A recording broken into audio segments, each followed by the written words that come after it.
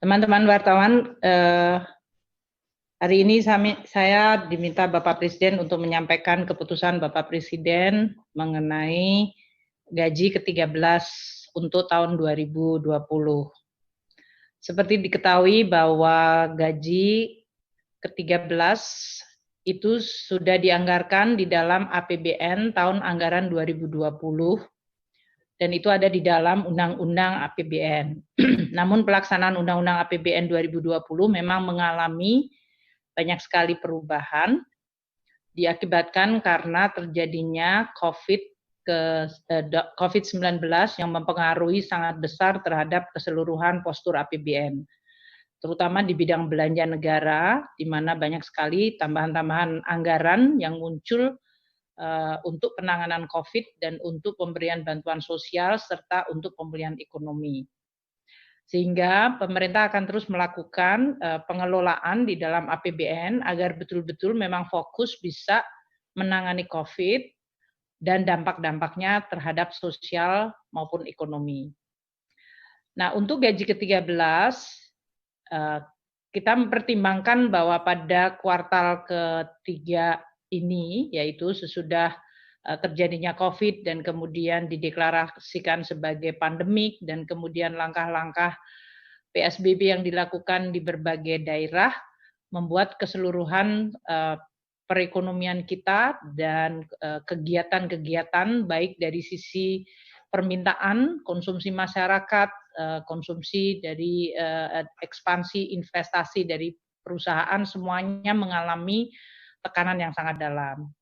Pemerintah menganggap bahwa pelaksanaan untuk gaji ke-13 sama seperti THR bisa dilakukan untuk bisa menjadi bagian dari stimulus ekonomi atau mendukung kemampuan dari masyarakat di dalam melaksanakan kegiatan-kegiatannya, terutama ini dikaitkan dengan tahun ajaran baru dan juga dalam kondisi di mana COVID mungkin meningkatkan beberapa belanja yang dilakukan oleh ASN, TNI, Polri, dan pensiunan. Sehingga pembayaran gaji ke-13 ini sekarang dilaksanakan sebagai bagian dari stimulus perekonomian kita. Nah, untuk kebijakan gaji dan pensiun ke-13 ini, kami melaksanakan dengan memperhatikan kebijakan THR yang sudah dilakukan pada bulan Mei yang lalu, yaitu tidak diberikan kepada pejabat negara, pejabat eselon 1 dan pejabat eselon 2 dan pejabat setingkat mereka.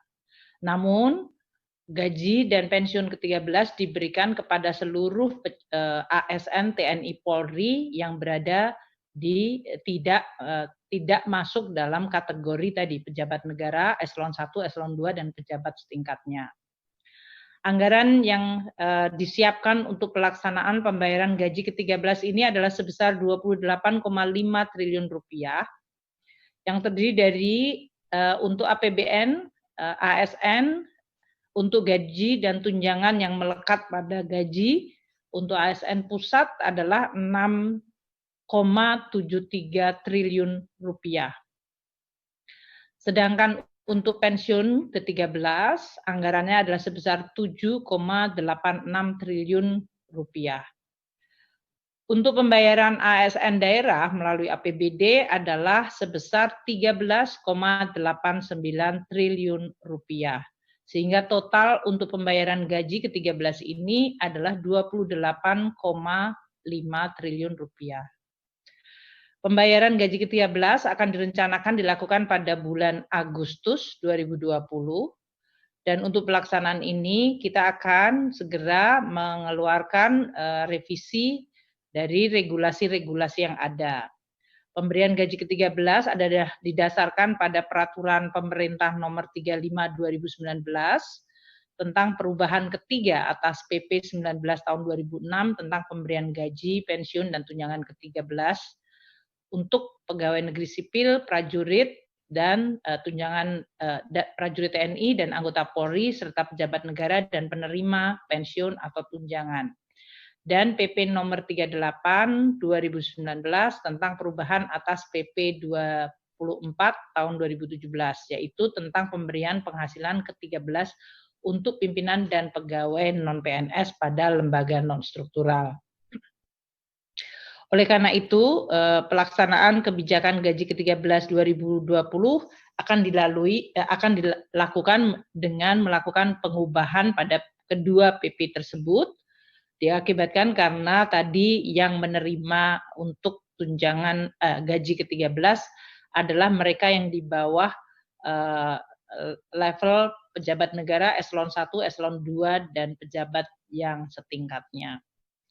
Untuk pelaksanaan ini kami akan melakukan koordinasi dengan Menpan RB di dalam perubahan PP yang diharapkan bisa selesai dalam waktu 1-2 minggu, sehingga pada bulan Agustus kita sudah akan bisa melakukan pelaksanaan pembayaran gaji ke-13 untuk seluruh ASN, TNI, Polri, dan pensiunan. Mungkin itu yang bisa saya sampaikan untuk teman-teman wartawan.